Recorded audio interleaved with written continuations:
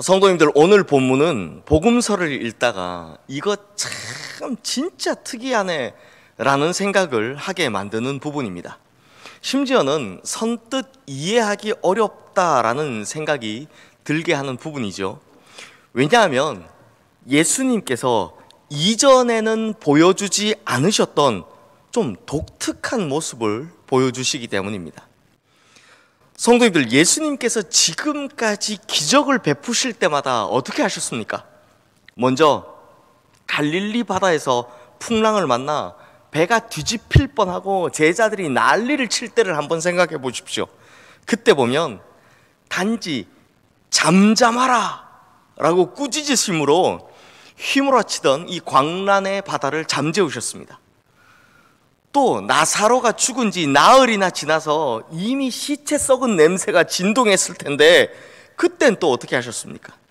그저 무덤을 향해서 나사로야 나오너라 이렇게 말씀하심으로 죽은 나사로를 살리셨습니다. 어디 그뿐입니까?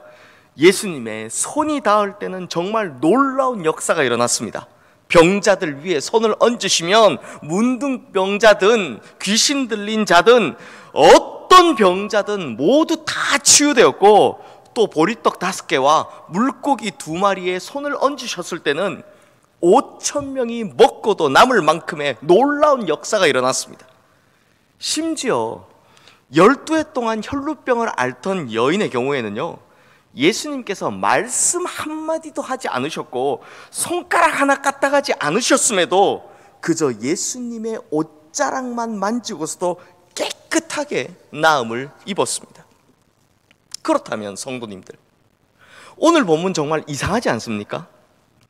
예수님 앞에 나온 이 맹인에게 그냥 눈을 떠라 라고 말씀만 하셔도 다 낫게 하셨을 텐데, 아니면 전능하신 주님의 손으로 그저 만져주시기만 해도 충분히 그 눈을 뜨게 하셨을 텐데, 왜 하필 오늘 본문에서는 땅에 침을 뱉어 진흙을 이기시고 또 그것을 눈에 발라주시고는 실로암 연못에 가서 씻으라 이렇게까지 하셨을까요?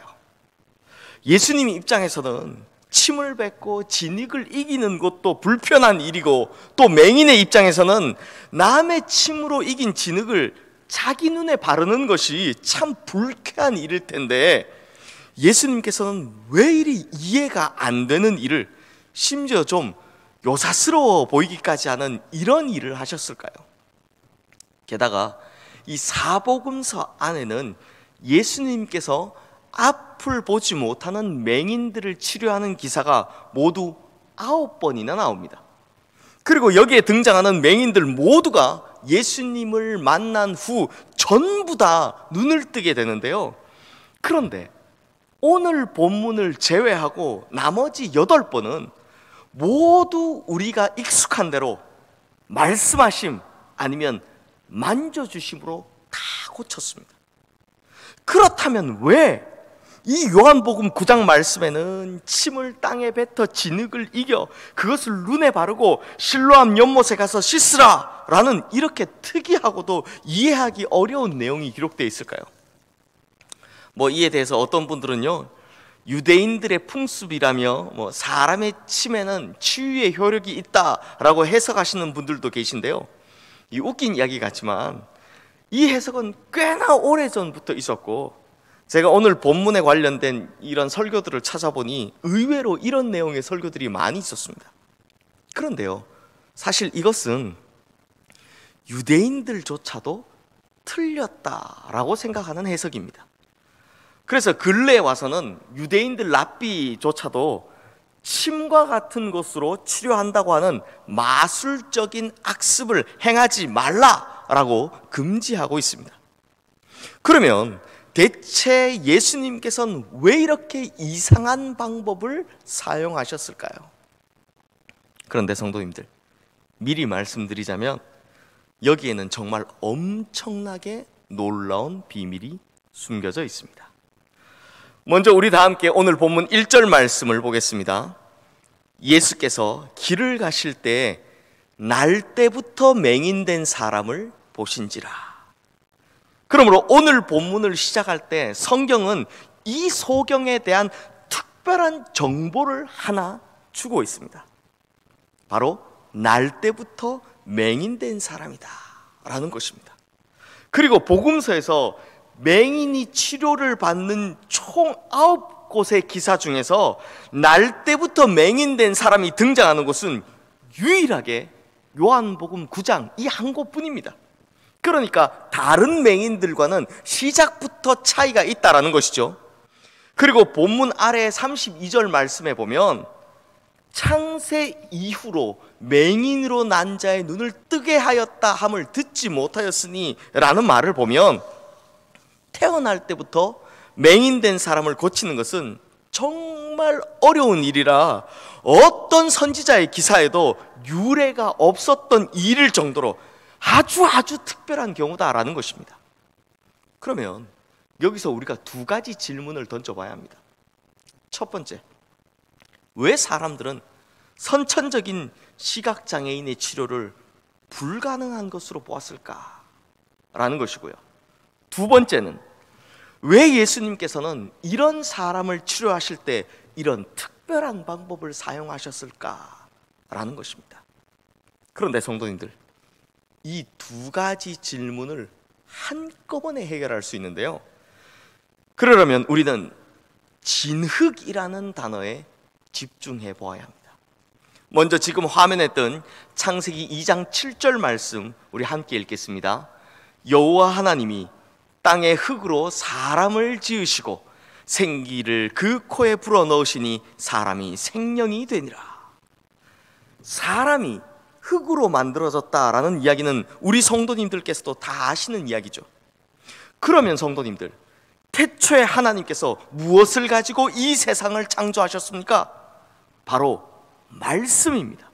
그래서 요한복음의 첫 시작에는 태초에 말씀이 계셨고 이 말씀이 곧 하나님이시며 모든 만물이 그로 말미암아 지은 바 되었다라고 합니다.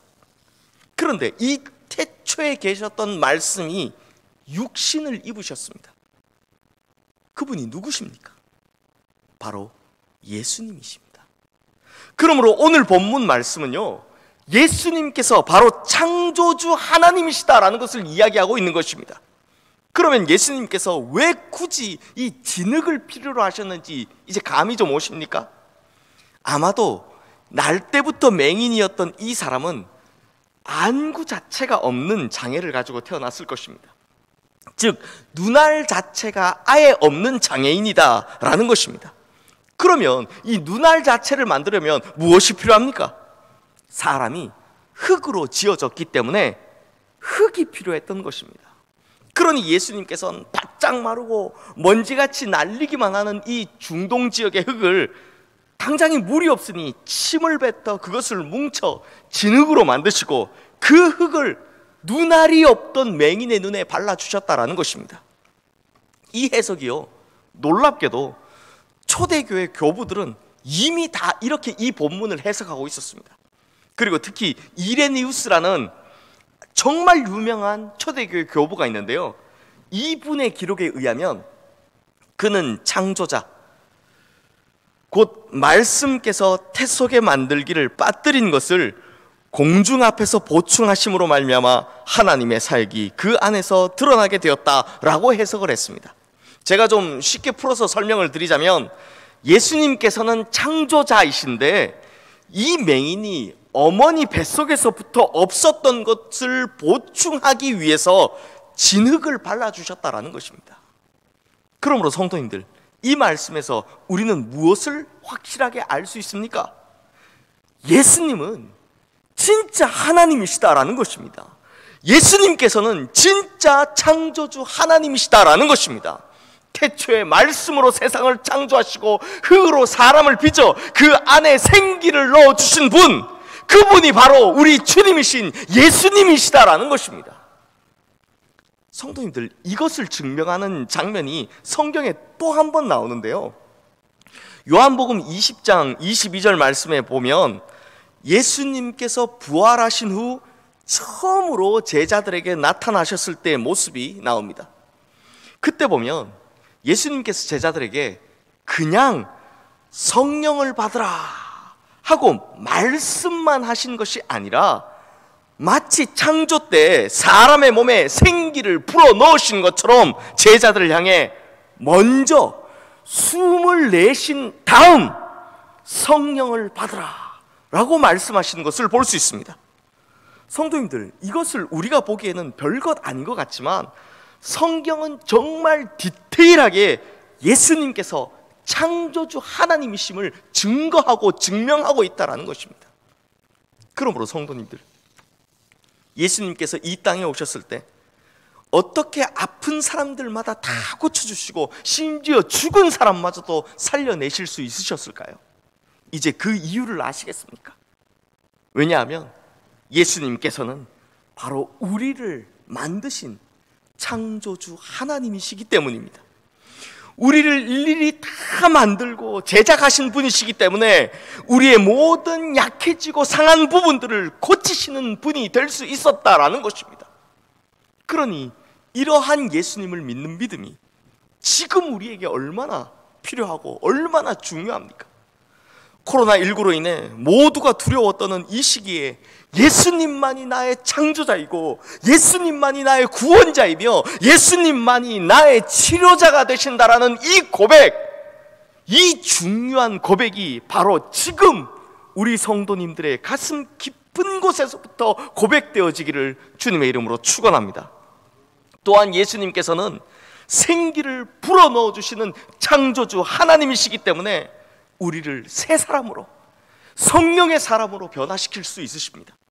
그러므로 우리 성도님들 모두가 우리 주님이신 예수님은 이런 분이시다라는 것을 정확히 알고 믿음으로 우리 성도님들 모두가 주님께서 불어넣으시는 그 생기를 힘입어 거룩한 새 생명의 사람, 또 성령의 사람으로 새 창조되시고 거듭나게 되시기를 주님의 이름으로 축원합니다.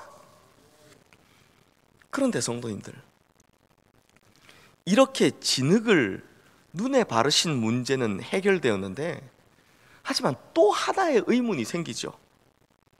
예수님께서는 이 맹인에게 대체 왜 실로암 연못까지 가라라고 하신 것일까요? 아니, 눈에 진흙도 발라주셨겠다. 그럼 이제 그 자리에서 그 즉시로 고쳐주시면 되지 않습니까? 그런데 왜 앞도 못 보는 이 사람을 그 먼 곳까지 가는 것이 얼마나 불편한 일인데 대체 왜 실로암 연못까지 가서 씻으라라고 하셨을까요? 뭐 바래다 줄 것도 아니면서 말이죠. 그런데 성도님들, 여기에도 놀라운 비밀이 숨겨져 있습니다. 우리 다 함께 오늘 본문 7절 말씀을 보겠습니다. 이르시되 실로암 못에 가서 씻으라 하시니, 실로암은 번역하면 보냄을 받았다는 뜻이라. 이에 가서 씻고 밝은 눈으로 왔더라. 성도님들, 그러면 이 실로암이 어떤 곳입니까? 먼저 이 실로암이라는 이름만 봐도 메시아의 향기가 솔솔 납니다. 왜냐하면 창세기 49장 10절 말씀에는 유다 지파에서 왕이 날 것이다 라는 예언이 기록되어 있는데요, 거기에 보면 메시아가 오시기까지를, 이것을요 실로가 오시기까지라고 표현하고 있습니다. 이렇게 메시아를 상징하는 실로라는 말에서 파생된 것이 바로 이 실로암인 것입니다. 더군다나 실로암은 위치적으로도 특색이 있습니다. 성도님들, 실로암은요 원래부터 있었던 호수가 아니라 사람의 손으로 만든 저수지입니다. 역대하 32장 30절 말씀에 보면 이 실로암 연못을 만드는 과정이 간단히 나오는데요, 예루살렘 동문 밖 기드론 골짜기에 기혼이라는 샘이 있었습니다. 그런데 이 샘이 예루살렘 성에서 너무 멀다 보니 히스기야 왕 때 사람들이 안반을 뚫어서 대략 530m 정도로 이 S자의 수로를 만들어 물이 고이게 한 곳, 그곳이 바로 실로암 연못인 것입니다. 그런데 성도님들, 여기서부터가 중요합니다. 우리 성도님들, 물의 성질을 다들 잘 아시리라 생각합니다. 그렇다면 물의 성질이 낮은 곳에서 높은 곳으로 흐릅니까? 아니면 높은 곳에서 낮은 곳으로 흐릅니까? 당연히 높은 곳에서 낮은 곳으로 흐르죠. 그러므로 실로암은요, 예루살렘에서 가장 낮은 곳이었습니다. 지형적으로도 가장 낮은 곳이었습니다. 그러므로 그곳에 가서 눈을 씻는다라는 것은 가장 낮은 곳에서 무릎을 꿇는다라는 것을 의미합니다. 왜냐하면 무릎을 꿇지 않고서는 도저히 눈을 씻을 수 없었을 테니 말이죠. 그러므로 예수님께서 이 소경에게 실로암 연못으로 가라라고 하신 것은 단순히 그 사람을 힘들게 하기 위함이 아니었습니다. 그 사람을 실로암에 보내신 것은, 그 이유는 가장 낮은 곳으로 가라, 가장 낮은 곳에 거하라, 가장 낮은 마음을 가지라라는 주님의 명령인 것입니다. 그리고 그 맹인이 예수님의 명령을 쫓아 가장 낮은 곳에 가서 가장 낮은 마음으로 무릎을 꿇었을 때 즉시로 눈을 뜨게 되었다라는 것입니다. 성도님들, 앞서 본 7절 말씀에서 실로암의 뜻이 무엇이라고 했습니까? 보냄을 받았다입니다. 그러면 우리가 어디로 보냄을 받았다라는 것입니까? 우리 모두는 낮은 곳으로 가라고 보냄을 받은 자들이다라는 것입니다. 그러므로 오늘 우리 주님께서 우리에게 동일하게 명하고 계십니다. 낮은 곳으로 가라, 가장 낮은 곳에 거하라, 가장 낮은 마음을 가지라. 그러면 주님을 만나게 될 것이다. 그러면 기적을 보게 될 것이다. 그러면 영의 눈이 밝아지는 것을 경험하게 될 것이다. 이렇게 말씀하고 계신 것입니다. 왜요? 바로 우리 주님이신 예수님께서 가장 낮은 곳에 계시는 분이시기 때문입니다. 성도님들, 예수님께서는 실로암보다 훨씬 더 낮은 짐승의 먹이통인 구유에서 태어나셨습니다. 그리고 예수님께서는 실로암보다 훨씬 더 낮은 빈민촌 나사렛에서 자라셨습니다. 또한 실로암보다 훨씬 더 낮은 갈릴리에서 공생애를 시작하셨고요. 그리고 예수님께서는 하늘의 가장 높고 높은 보좌를 버리시고 이 땅의 가장 낮고 낮은 곳에 찾아오셨을 뿐만 아니라 결국 가장 낮고 비참한 모습으로 십자가에 달려 죽기까지 하셨습니다. 그러므로 우리가 이런 예수님을 만나려면 낮은 곳으로 가야 하고, 그 낮은 곳으로 가야만 우리 주님을 만날 수 있다는 것입니다. 이것이 바로 영적인 소경인 우리를 실로암으로 보내시는 이유인 것입니다. 그러므로 사랑하는 시흥의 모든 성도님들, 우리가 보냄을 받은 곳은 오직 낮고 낮은 이 실로암이라는 것을 절대로 잊지 않으시기를 주님의 이름으로 축원합니다. 그리하여 이 낮고 낮은 실로암에 무릎을 꿇고 엎드려 우리의 영적인 눈을 뜨고 주님을 배우는 놀라운 역사를 경험하게 되시는 우리 모든 성도님들 되시기를 주님의 이름으로 축원합니다. 이제 말씀을 마무리하겠습니다. 성도님들, 이 실로암에서 눈을 씻은 맹인이 결국 어떻게 되었다고 합니까? 밝은 눈을 가지게 되었다라고 합니다. 그런데 성도님들, 오늘 본문에는요, 이 맹인이 진짜 맹인이 아니라 누가 진짜 영적인 어두운 눈을 가진 맹인인지를 보여주는 장면이 있습니다. 우리 다 함께 오늘 본문 2절 3절 말씀을 보겠습니다. 제자들이 물어 이르되 라삐여, 이 사람이 맹인으로 난 것이 누구의 죄로 인함이니까? 자기니까? 그의 부모니까? 예수께서 대답하시되 이 사람이나 그 부모의 죄로 인한 것이 아니라 그에게서 하나님이 하시는 일을 나타내고자 하심이라. 성도님들, 이 맹인을 두고 제자들이 하는 질문을 보면 저 사람이 맹인으로 난 것이 누구의 죄 때문이냐고, 자기 죄 때문이냐고, 아니면 부모의 죄 때문이냐고 라며 이 질문에는 이미 어떤 전제가 하나 깔려 있다는 것을 볼 수 있습니다. 그것이 무엇이냐? 이게 율법주의적 사고방식인데요, 바로 이 사람이 맹인이 된 것은 죄 때문이다 라는 전제입니다. 사람들은요, 참 이상하게도 현재 일어나는 모든 현상을 과거의 뿌리를 두고 생각하는 편입니다. 마치 모든 것이 인과응보처럼 말입니다. 그래서 뭔가 좀 일이 잘 안 풀리면 흔히 하는 말이 아유, 내가 죄를 많이 지어서 그렇다 라고 하다가 그것도 심해지면 아유, 내가 전생에 죄를 많이 지어서 그렇다 라고 합니다. 이것이 무슨 말이냐? 전부 다 과거 지향적인 사고방식을 가지고 있다는 말입니다. 그러다 보니 마치 결과론이나 운명론처럼 예전 것들로 자기의 인생을 평가합니다. 율법주의도 마찬가지고요. 그런데 성도님들, 이런 제자들과 달리 예수님께서 뭐라고 대답하십니까? 하나님이 하시는 일을 나타내고자 하심이라 라고 대답하십니다. 미래형이죠. 즉 앞으로 일어날 일을 그것도 기대하며 말씀하신 것입니다. 그러므로 예수님의 시각은 미래지향적이다라는 것입니다. 이것을 우리는 소망이라고 하고 기대라고 하는 것이죠. 그러므로 성도님들, 예수님으로 말미암아 밝은 눈을 가진 사람의 특징이 무엇인지 아십니까? 지나온 과거에 얽매이지 않습니다. 그리고 하나님께서 하실 일을 기대하며 살아가는 미래지향적인 눈을 가진 사람이 된다라는 것입니다. 바로 소망의 사람이 된다라는 것입니다. 그러므로 예수 그리스도로 말미암아 밝은 눈을 가진 사람은 예수님처럼 어떤 상황 속에서도 하나님께서 하실 놀라운 일을 기대하는 소망의 눈을 가지고 살아가는 것입니다. 성도님들, 지금의 이런 코로나19 사태와 마찬가지로 이렇게 어려운 시간이 오면 일반적인 사람들의 눈은 전부 다 과거지향적이 됩니다. 뭐가 잘못됐냐, 무엇이 문제냐 그러면서 비난을 일삼고 비판하기 바쁩니다.